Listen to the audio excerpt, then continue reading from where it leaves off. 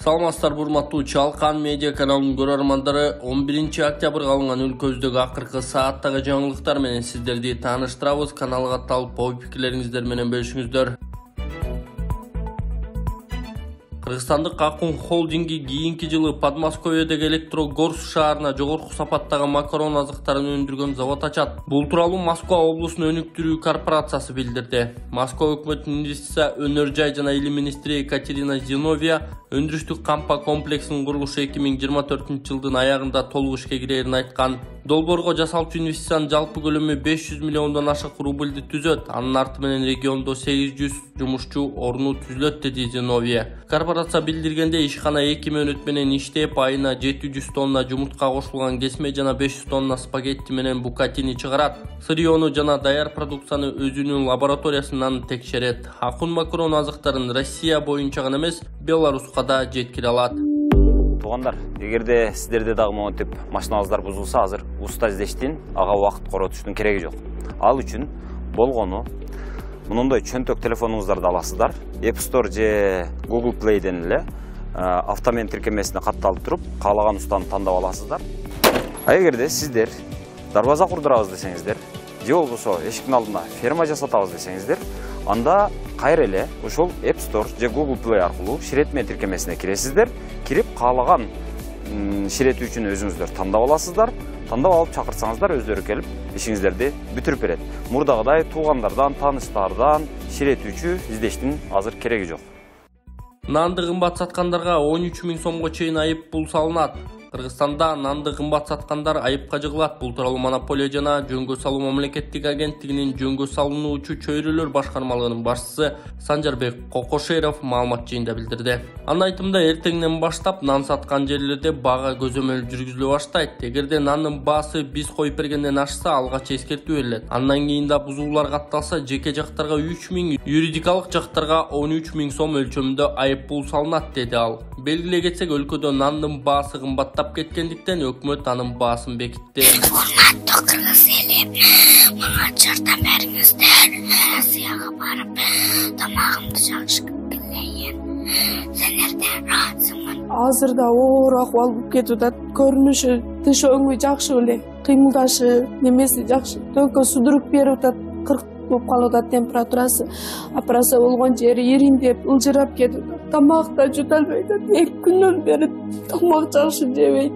Сиздерден өтө суранам, ушу кызыма жардам бериңиздер деп. Кыйналып кеттик.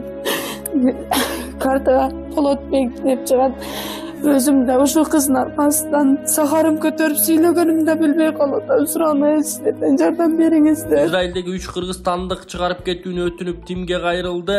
Израилде калган 3 кыргызстандык өлкөдөн чыгарып кетүүнү суранып элчиликке кайрылды. Бул тууралуу Тышкы иштер министрлиги билдирди.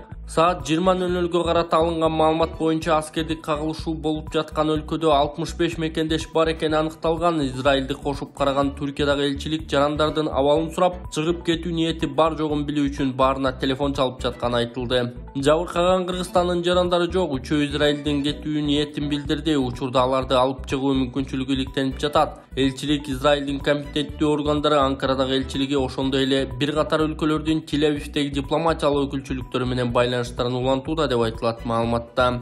Элчилик Израилде жүргөн кыргызстандыктарга коопсуз жайларда болууну жана аскердик кагылышуу болуп жаткан чек ара аймактарына барбоону эскертти. Зарыл болгон учурда +90 54 56 89 68 00 элчиликтин номуру, +972 53 32 14 916 Израилдеги ардактуу консулдуктун номерлерге кайрылуу сунушталат. Мындан сырткары Тим чет өлкөлөрдө жүргөн бардык жарандарды консулдук каттоого турууну эскертти. Аралыктан катталса да болмокчу. Аларча көрүстөнү толуп баратат. Сөөк коюуга Байтик айылынан жер берилет. Министрлер кабинети аларча көрүстөнүнө башка аймактан жер берүү чечимин кабыл алды. Бул тууралуу өкмөттүн маалымат кызматы билдирди. Бишкек шаарында ал арчада сөөк коюга орун калбай бара жаткандыгы белгиленди. Буга байланыштуу Чүй облусунун Аламүдүн районундагы Байтик айыл аймагынан 22 гектар жер бөлүп ошол жакка жылдырылат. Буга чейин аталган жер айыл чарбасы багытында колдонулуп келген. Министрлер кабинетинин кезектеги жыйынында мындан тышкары ИИМ тарабынан жол эрежелерин бузган үчүн административдик айып пулдан түшкөн акча каражатын бөлүштүрүүдө өзгөртүүлөрдү киргизүү маселеси да көтөрүлгөн. Буга ылайык өкмөт дагы бир чечим менен Мукаш Абдраев атындагы Республикалык Атай музыкалык орто мектеп интернатында, ошондой эле Чолпонбек Базарбаев атындагы Бишкек хореографиялык окуу жайында окуган балдардын күнүмдүк тамак ашына бөлүнгөн каражат жогорулатылды. Андан сырткары экономика жана коммерция министрлиги калктуу конуштардын инфраструктурасын өнүктүрүү жана мамлекеттин жер ресурстарын натыйжалуу пайдалануу, өлкөнүн инвестициялык климатын жакшыртуу максатын көздөгөн министрлер кабинетинин токтом долбоорун отурумдун кароосуна киргизип, ал колдоо тапкан. Кыргызстандык Даун синдрому бар балдар сууда сүзүү олимпиадасынан байге алды. Кыргызстандан барган Даун синдрому бар балдар бирге жеңип аттуу сууда сүзүү боюнча Атайын олимпиаданын жеңүүчүсү аталды. Бул туурасында пара сууда сүзүү улуттук команданын башкы машыктоочусу Ислам Турдуев билдирди. Мелдеш Татарстандын Казань шаарында өтүп ага Орусия, Казакстан, Беларусь, Италия жана Кыргызстандан 200 сууда сүзүүчү катышкан. Өлкө намысын Акназар Нурак уулу, Полина Мальцева, Айдин Жунушов коргоду. Биз 6 медаль уттук, анын бирөө алтын, 3-өө күмүш, дагы бирөө коло. Ошондой эле биздин балдар эл достугу командасында 50 метрге эркин стилде сүзүү боюнча жарышып, экинчи орунду ээлешти. Анын курамында казак жана белорус спортчулары болгон, деди Турдоев. Толубай Бакасовдун ден соолукту чыңдоо борбору. Кытай элдик ыкмасы менен гайморит, грыжа, артрит, остеохондроз, куян, тиземун, простатит ооруларын дарылоо жана айрыкча улгайган адамдардын кан айлануу системасын жакшыртуу. Мындан сырткары бизде косметология жана ашыкча салмакты кетирүү процедуралары бар. Гайморитти дарылоо ыкмасы мурун көңдөйүндөгү ириңдерди жибитүү үчүн от жагуу, андан соң табигый таза чөптөн жасалган порошок менен ириңди сыртка алып чыгаруу. Грыжа, остеохондроз, тизе муун жана суук тийген ооруларды дарылоо ыкмасы. Ооруган жерге гандин, же жөнөкөй тил менен айтканда дары чөптөргө сугарылган таякчалар менен массаж жасоо. Андан кийин от жагуу. От жаккан соң атайын табигый чөптөрдөн жасалган дары майларын шыбап, денедеги токсин, туз жана вирустарды чыгаруу. Дарылоо мөөнөтү болжол менен 10 күн. Келип 100% кепилдик менен ден соолугуңузду чыңап кетиңиздер. Кененирээк маалымат алуу үчүн экраныңыздардагы номерге кайрылыңыздар. Матраимов менен Көлбаевди байланыштырган жагдайлар. УКМК өткөн аптада Атайын операцияда өлтүрүлгөн Крим төбөлүк Камчы Көлбаевдин ишине байланыштуу Жогорку Кеңештин мурдагы депутаты Мадина Базардын ээси Турсунтай Салимовду кармады. Ага чейин бажы кызматынын төрагасынын мурдагы орун басары көмүскө коррупциялык схема түзгөнүн мойнуна алып, мамлекетке 2 миллиард сом төккөн Райымбек Матраимов Атайын кызматка сурак берип чыкканы белгилүү болгон. Азаттык радиосу, OCCP, Клуб жана Белингкет уюмдары Кыргыз бажысындагы көмүскө схеманы 2 жылга чукул иликтешкен. 2020 жылы журналисттер бири-бири менен байланышы жок 3 булактан Матраимов менен Көлбаевдин мамилеси тууралуу маалыматты тактап чыгышкан. Атайын кызмат Турсунтай Салимов узак убакыттан бери криминалдык чөйрөнүн мурдагы жана азыркы башчылары менен тыгыз байланышта болгон. Алардын мыйзамсыз каржылык активдерин көбөйтүп турган деп билдирди. Маалыматта ал Көлбаев аркылуу атаандаштарынан коркутуп үркүтүп, алардын активдерине жана бизнес долбоорлоруна ээлик кылып жүргөнү аныкталганы жазылган. 9 октябрда Салимовго уюшкан топто аралашуу деген айып тагылып, ошол эле күнү Бишкектин 1-май райондук соту аны 4 декабрга чейин УКМКнын тергөө абагына камоо чечимин чыгарды. Сот учурунда ишкердин кан басымы көтөрүлүп, тез жардам алып да кеткен. Учурда ден соолугуна байланыштуу ооруканада дарыланууда. Салимовдун жактоочусу Кайсын Абакиров билдиргенде, ал Көлбаев менен кошуна гана болуп жакын мамиле түзгөн. Өзү күнөөнү мойнуна алган жок, кылмыш тобуна катышкан эмес, бирок Көлбаевдин кошунасы экен, аны менен эч кандай жакын мамилеси деле болгон эмес, кошуна катаргана алакада болгон деген ал. УКМК Көлбаев жана анын жан жоокөрлөрү басып алган мүлктү мыйзамдаштырууга катышкан жана буга тиешеси бар 20дан ашык киши кармалганын билдирген. Алардын катарында Камчы Көлбаевдин удасы Рустам Турдуев 4 декабрга чейин камалды. Аны 9 октябрда Бишкектин 1-май райондук сотунун басма сөз кызматы билдирген. 10 октябрда Бишкектеги Элит Хаус курулуш компаниясынын жетекчиси Тимур Фазиевдин да кармалганын айрым маалымат медиа жазып чыгышты. Расмий органдар муну ырастай элек, маалымат каражаттары ишкер Көлбаев менен байланыш үчүн кармалышы мүмкүн деп болжолдошууда. Атайын кызмат Кримтөбөл Көлбаевке көмөк көрсөткөн, аны менен байланышта болгондор жоопко тартылаарын эскертти. Ак Орда эле 9-октябрда Көлбаевдин кылмыштуу жол менен табылган келешелери жана мал мүлкүнүн тизмеси жарыяланды. Тизмеде ондогон турак жай, коттедж, жүздөгөн батир, ондогон кымбат автоунаа, зер буюмдар, жер тилкелери, эс алуу жайлары, дүкөн, ресторан, кафелер, аткармаган жайлары жана башка мүлкү бар. Журналисттик иликтөөлөрдүн изи Көлбаев менен байланышы болушу мүмкүн деген адамдардын катарында бажы кызматтын мурдагы төрага орун басары Райымбек Матраимовдун да аты аталууда.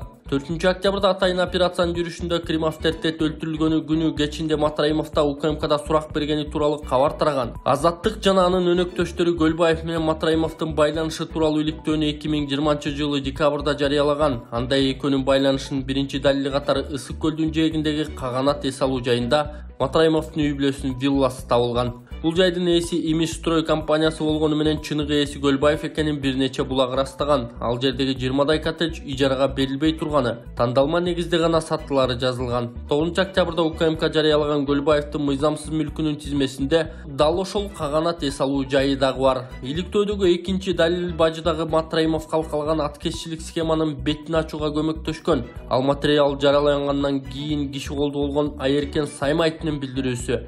Саймайты берген маалыматтын негизинде Азаттыктын биринчи иликтөөсү 2019-жылы жарыяланган. Саймайты журналисттик иликтөө жарыялангандан кийин бир нече жолу телефон чалып коркутушканын кабарчыларга айтып берген. Криминалдык дүйнөнүн ана башы алгандайдыр бир документтерди журналисттерге бербегенин тактап, мындан кийин андай байланышты токтотушун, айрыкча Матраимовго барып такалган акча которуу фактылары тууралуу кагаздарды эч кимге бербешин талап кылган. Ал Көлбаевдин Матраимовдун өнөктөшү жана коргоочусу деп сыпаттаган. Көп өтпөй эле Саймайтынын Кыргызстанга Туркиядан накталай акча ташыган курьери кийин өзү белгисиз жагдайга киши колдуу болгон. Бир кезде Матраимовдун кол астында иштеп, кийин тил табыша албай калган Эмилбек Кимсанов да мурдагы кожоюну менен Көлбаевди жакын достор деп сыпаттаган. Кимсанов Азаттыктын журналистине чалып, Матраимов аны тирүү же өлүү таап келүүгө буйрук бергенин коомчулукка жарыялаган видео эскерткен. Матраимов Көлбаев менен байланышы тууралуу иликтөөдө айтылган жагдайлар боюнча үн каткан эмес. Иликтөөчү журналист Болот Темиров Матраимов Көлбаев байланышы боюнча дагы башка маалымат менен бөлүшкөн. Матраимов жөнүндө иликтөө жарыялаганыбыздан кийин бир ай өтпөй мага чабуул жасалган. Бул боюнча 4 адам кармалган.